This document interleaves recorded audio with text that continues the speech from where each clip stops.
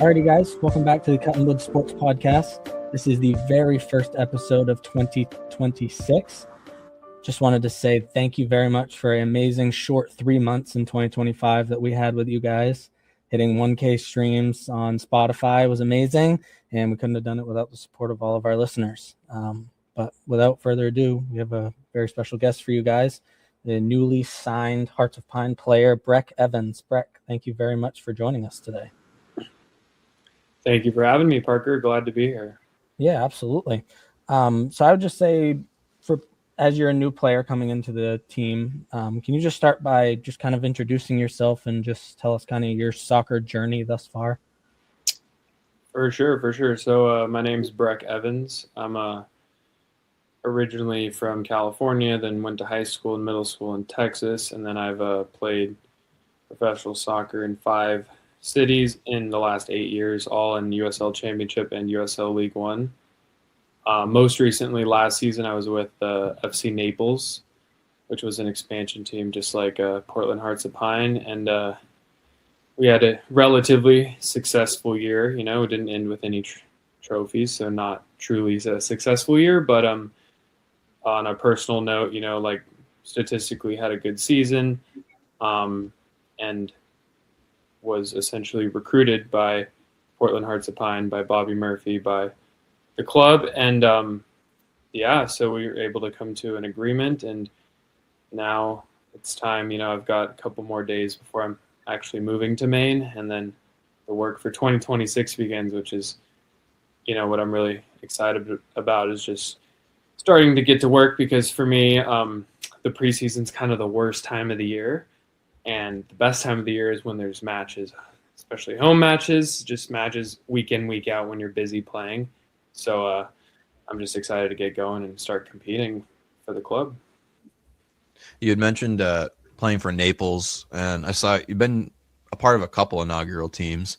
How was your experience starting on inaugural teams and new teams in general kind of prepared you to mesh with a newer team in the Hearts themselves, just coming off their first season last year?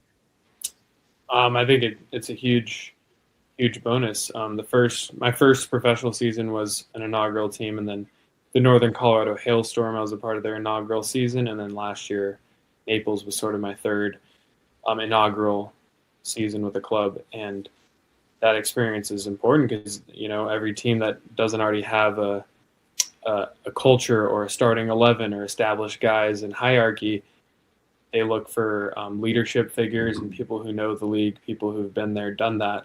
So I think last season was probably the first season where I was looked at more as a veteran rather than just like, you know, someone who's middle-aged or like, you know, just has played in the league but isn't old yet, essentially. So last season was the first time where I, you know, had rookies coming out of college or young players, 19, 20 years old, sort of mentoring and feeling like I'm actually providing value and guidance to these players. And I think that presented a new challenge, absolutely, for me. And through that challenge, it, you know, brings the best out of you. And I think what I've learned through that, I'm going to be able to bring to Portland Hearts of Pine and to the club for, you know, maybe young players and maybe just have a new challenge this year because it's not an inaugural team, and continue to grow because that's what it's all about. You mentioned how you said the word recruit for get you over into Portland. If there was multiple options or multiple teams that kind of reached out, what inevitably kind of led you to joining Portland's? Great question. There's a lot of factors. One of them being sort of going there twice. So we played in Portland in May and then in Portland in September. And both of them, you know, sunny days, probably not great representation of Maine life, but got a good sneak peek of the 4 great days we have. Correct. Great weather. Already I'm having a great experience. And then the fans at Fort Fitzy were crazy. The May game was one of the first home openers, I think the first home win. So just hearing like the power of all of that. And then on Northern Colorado Hailstorm, I was teammates with Patty Langlois, with Jake Keegan, with James Aleppo. And either, they're my teammates, but also friends of mine off the field. So even before the season even started, while I'm doing preseason in Naples, you keep in contact with your friends, compare notes, talk a little trash about the season, how we're going to beat you in the playoffs or whatever it is. And so I was already familiar with the club, and there's just no secret that there's something special going on in the city. And with that, Landon Donovan dropping the kit yesterday is just more. Oof. Yeah, just craziness. That is it's insane. Yeah, there's no words really. I don't know to describe it. And like I said, I've been in the USL environment for, this will be my 8th season, and just the community aspect of it, and it's what you need in other cities. They absolutely have it, and they not only are they sustainable, but they're thriving. And then there's sort of a different level that Portland has shown, and that 100% contributed, as well as the on-field play. Like, so many goals. It's such exciting football, like Spokane, the best defense in the league. And then when it matters at the end of the year, y'all score 6 goals against them. And it's just stuff like that is exciting. As a defender, you just give the ball to the attackers, boom, go take care of business and score. For me, it's something I want to be a part of. Yeah, for sure. As you said, you've played 2 games in Fitzy. Seeing the fans and kind of hearing how passionate they are at those games, how excited are you to be able to be cheered on by them this year? Super excited. Just the energy that they give. I remember the Iceland clap before, I think it's after the national anthem, before the match, and it's just electrifying. After the game, everybody's going around the field thanking the fans, and you can just sort of feel the respect from the city, and also off the field stuff. Like, I do a lot of coaching or private training stuff, so being able to be engaged with the community and that side of things and helping young players, I think Portland's a great spot for that.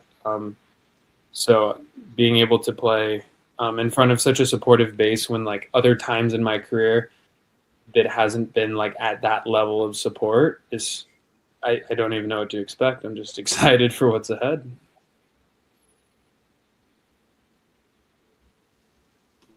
So the Hearts made a pretty big bang their first year. Made it to the final 4 teams. What do you think what you're bringing to the team is going to kind of push them even further, be even better for this upcoming season? That's for me to show with my actions, obviously, but I am sort of a defender first, sort of center back. There's other players that are more luxury or will try and be better on the ball or whatever, but I feel like I thrive, and all the teams that I'm sort of brought in to do is more of the defensive work, the organizing, communicating, blocking the ball, talking, organizing my defensive midfielder in front of me to be in the right spots, so we prevent danger and prevent conceding goals. Like, I take a lot of pride in shutouts. That's something that, I've never even spoken to Hunter Morse, but like, I'm sure we'll become friends soon. He's the GOAT. Yeah. So just having those discussions of like, how are we going to have shutouts every single game, watching film about what we did last game on a Monday, and then on a Thursday, Friday, what we're going to do in the weekend, or watching film on the opponent who we're about to play. And so it's fresh in your mind, you're going to do just little pointers of, this guy's left-footed. Let's kind of not let him shoot with his left. And if he does, I'm going to block this half of the goal, and you, goalkeeper, block the other half of the goal. Or just sort of going through those little details of how to defensively contribute. I don't know, like and then set pieces as well. Like, I got probably the most clearances of my career last year, and a lot of that was because of our set piece organization at FC Naples, and positioning, and having guys in the zone, guys marking, who's organizing that, who's going to be the one that jumps up and heads the ball away when stuff like that is what I'm looking to bring to the group. And then hopefully a couple goals throughout the year would be great. The fans really you want to score in front of that environment. I think that's something that other players in the league, this doesn't answer your question, a separate topic, but other players in the league definitely talk about, not just at FC Naples, but probably all the clubs, how it brings the best out of you as a player to play. You know what I mean? Yeah. How well Nathan Messer played, how well Ollie Wright played, all these players who previously weren't like that, I guess, well known in USL worlds, and great players obviously, but like the crowd, it makes you want to do so much better. So when you're already in form, you're already trending upwards and showing that promise, you're just going to continue to play better and better, and that's sort of what I'm looking to get from the crowd, and it only happens if you give it your all. I was going to say, I'm very excited to see both you and Nathan Messer manning the same defense. I can already tell it's going to be a force to be reckoned with. Yeah, absolutely. I'm excited to. Haven't even spoken to him either, so I'm excited to get to town in a week, a little over a week, and just like meet everyone, start training, and get after it. Have you talked to anyone? I know you said you hadn't talked to Messer yet, but have you talked to any of the guys on the team yet so far? No, not any players on. Like I've just got added to the, whatever administrative group chat and email list like a couple days ago. So I've spoken to Bobby. I've spoken to James Haleppo. I've spoken to. That's mainly it, I guess. So I'm just looking to get into town and get started. Sweet. Yeah, for sure. So a question that we typically ask a lot of the guys that come on is. It won't really apply to you, so I'll reword it a little bit. Usually reword it as favorite restaurant in Portland. So you've played for multiple different clubs. Where has your favorite restaurant been throughout your playing career and such? I would say. Do you know what a fogo de chao is? No, uncultured over here. It's sort of like an all-you-can-eat Brazilian steakhouse. Ooh. Oh, okay. You know what I mean? Never heard of it, but great choice already. It's sort of I think it's a chain, but you can you get the salad bar or whatever, the pasta, the bread, the cooked pineapple on the grill, and then you can also you flip it to green and red. So that those restaurants sometimes I'll go on date night and whatnot. Yeah, when you get up here, it's definitely a big part of the culture. I think Parker's said the stat before. We've got like the most restaurants per the capita. Per capita. Same with breweries, I think too. But it's definitely a big culture up here that it's fun to explore and makes what would be considered a small city a very lively. After the match, the match in May, I went out with Sean Vinberg and Jake Keegan and sort of walked the town, and we went and got oysters and a burger at some place, and you could just see everyone's wearing Hearts of Pine gear. Like it's a younger demographic, super safe. Like those little things, everything about the city is nice. It checks out. Like it's really not like that anywhere else in America. So yeah, it's amazing. But I am a fan of like lobster and oysters and stuff. So I do think I'll be going to a lot of cool places. We'll be frequenting a lot of Luke's Lobster and what's the other one there? High Rollers. Yeah, High Rollers is a good one. You had just mentioned the kits. They really haven't missed with all the kits they've come out. I don't know how many of them you have seen, but they just came out with that Lighthouse one. Incredible. Do you have maybe a favorite or one that you're kind of looking forward to rocking during a game? Yeah, I was curious about that. So now that they dropped the hoops, the Lighthouse one, will players still be wearing the orange and camo one? Oh, I hope so. I hope so. Because is it that kind of last season, or is it going to carry over? That's what I'm curious about. Right. I don't know myself, but if they quote unquote retire that one this year, it'll be very heartbreaking for me because that was my personal favorite. Yeah, that was unbelievable jersey. That's where I was going with that because I feel like all of the other ones sort of connect in some way and not really in some way, in multiple ways. And same with the Lighthouse one connects in the Waldo and then the light. Yeah, I mean, just so many things are within that. Landon Donovan is connected to it, and the national team. It's just crazy.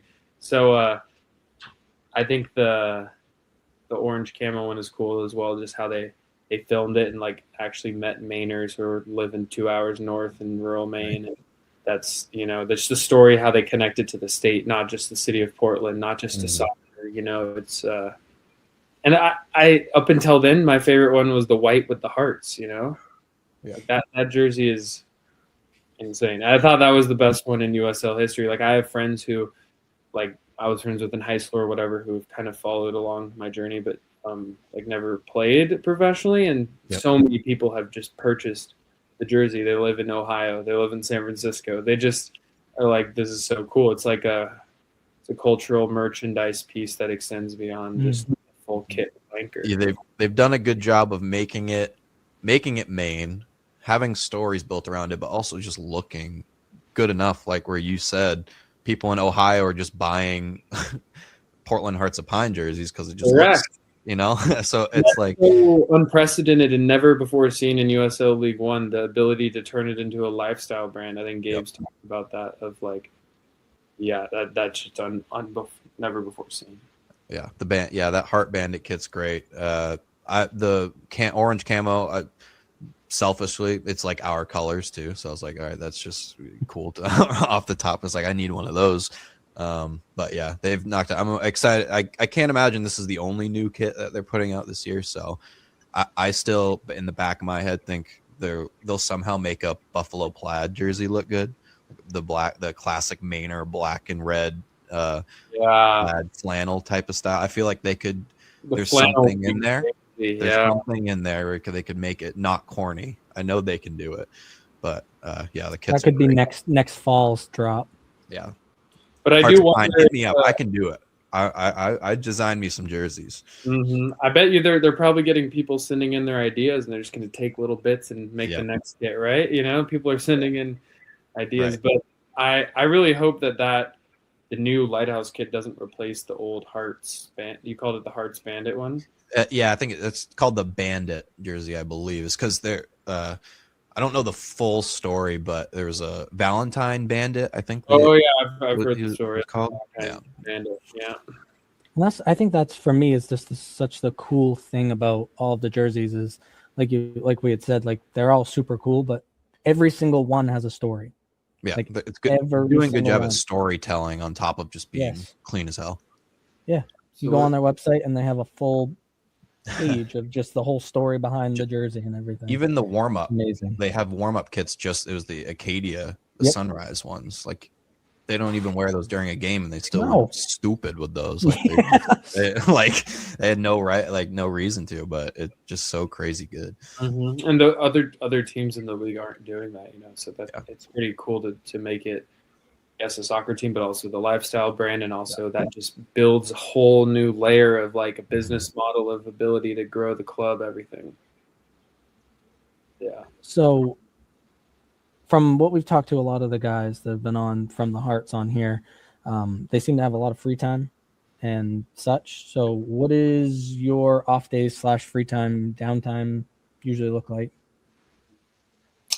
So I'll probably 2 to 3 days a week do individual coaching sessions with youth players, boys or girls in the area. So like sometimes it's small groups, like groups of 2, 3, 4, or sometimes there's just one-on-one individual training. And then I also am a mental performance coach for this company called MSN Performance, and they've helped a lot of players, like go to college, become professional, and that's a remote position. So like I have a lot of clients who I'm meeting with on a weekly basis on Zoom.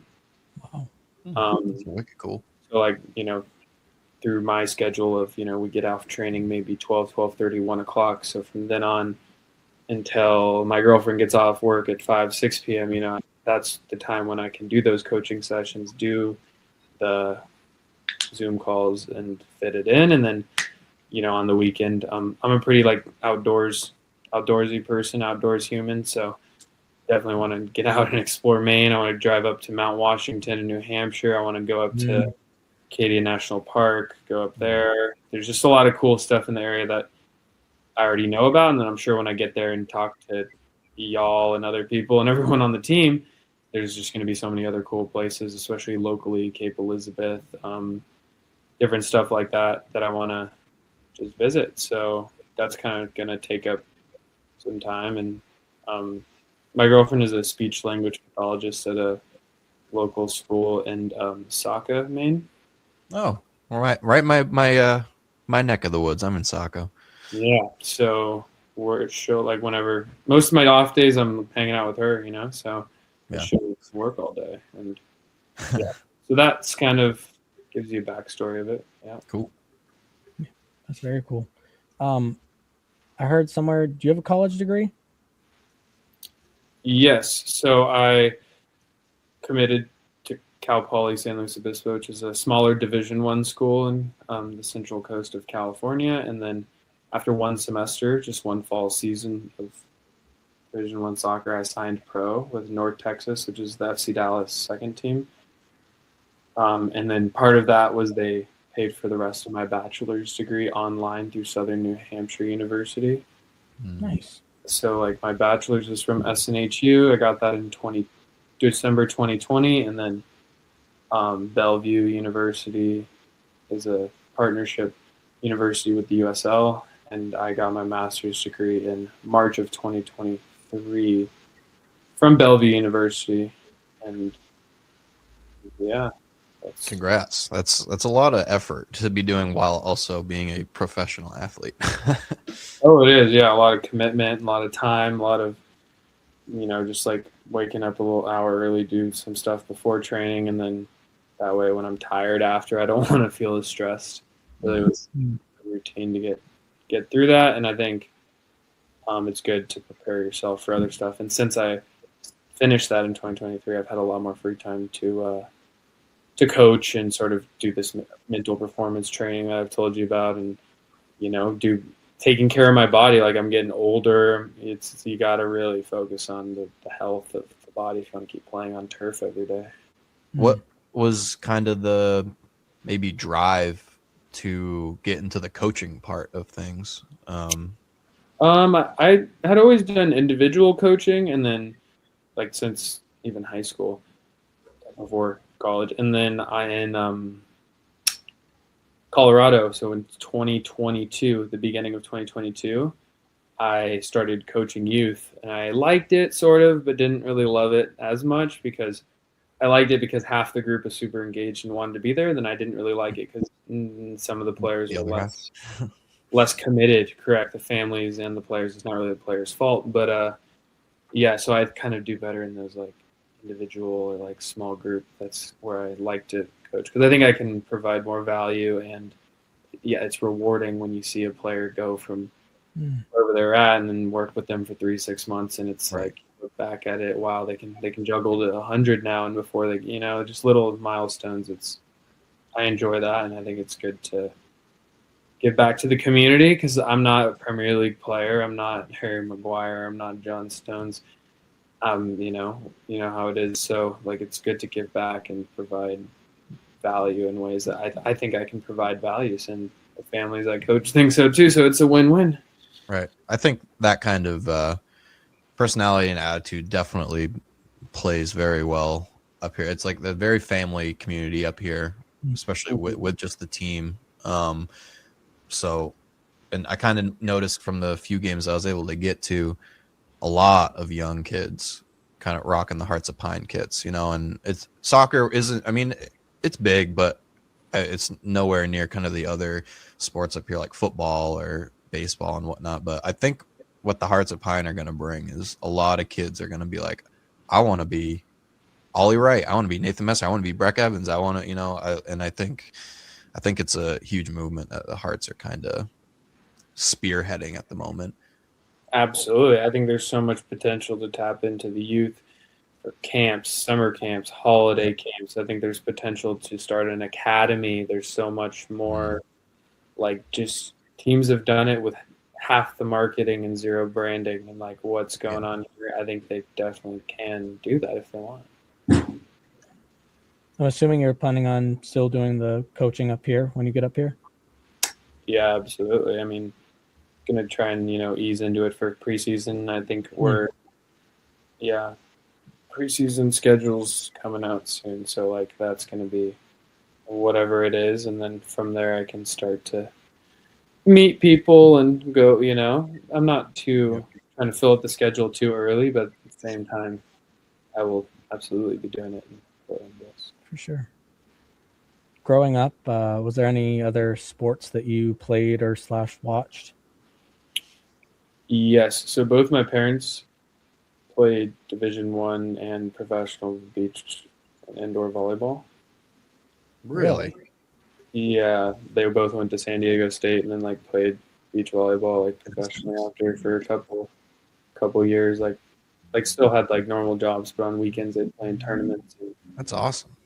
Yeah, so like I grew up on the beach, like in Los Mhm. Angeles up until 6th grade. But on the weekends we would always go, and then my parents would play. My brother and I would just sit there and watch, basically play in the sand, play with the ball or whatever. So that's definitely like the athletic family. And then Right. I think when I was 8 or 9 years old, started playing club soccer, and then that kind of ruined their weekend beach routine of having to bring me to soccer games. And yeah, ever since then it's been soccer. So, well, I played baseball as well until 10 or 11. So I'd played like 2, 3 years of baseball, 2, 3 years of basketball. But no, I think from age 10 or 11 on, I knew. And then I for 5th grade, like I joined the LA Galaxy Academy. It was pretty official, legit for 12, like the best team in the nation for 12 years old at the time. Wow. So I quit all other sports and kind of Yeah. got That's lost in there. That's Yeah. like the marker. Like, all right, it's soccer. we've made the decisions made. Correct. Yeah. And like my brother played other sports throughout middle school, high school, even played high school basketball and stuff. And he played soccer at a Division III school, but like it wasn't like at the same level of seriousness. Mhm. Sure. Yeah. I don't want to take up too much more of your time, but a typical question that we end with is, what is one word that you would use to describe what you were bringing to the table for the team? One word, I would choose consistency. Mm. I'm trying to bring consistency. I think that's definitely something I made my goal last year, and last year's the first year that I'd played every single league minute, like without getting injured, getting subbed out, anything. And that was like a huge achievement of mine. And I think a lot of the work in the off season last year, and even the work in the off season now, is to make sure I can do that again. To get stronger, healthier, be more aware of your body, eat the right things, all that stuff. To be consistent and show up every day. And the truth is, we all play best when we're pain free. Like the players that you're watching are very rarely pain free. Like everyone's hobbling with a little something ankle, right? So like trying to be as consistent as possible is going to be my goal this year.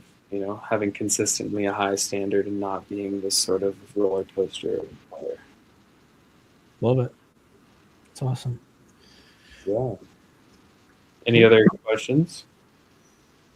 I'm good. I thank you very much for Yeah. coming on and kind of introducing yourself to us and to Portland Hearts fans that are going to be out there rooting as loud as possible out Fort Fitzy. We're very excited for this upcoming year because last year was probably the best inaugural year you can have for to build hype for the second year. So everyone's very ready. The standards are already very high. Yeah, now that you've got a taste of winning at exactly. We taste got the taste of it. So taste of making it far in the playoffs, everything. Mm-hmm. Yeah, everyone's very ready. It's very excited. Mm-hmm. Yeah, I mean, I know that that's going to be a feeling around the team of like when we're training and like guys, we gotta perform. There's no other option, but you gotta ball out. They know what we can do. Absolutely. Yeah, well, thank you guys for having me on. I appreciate it.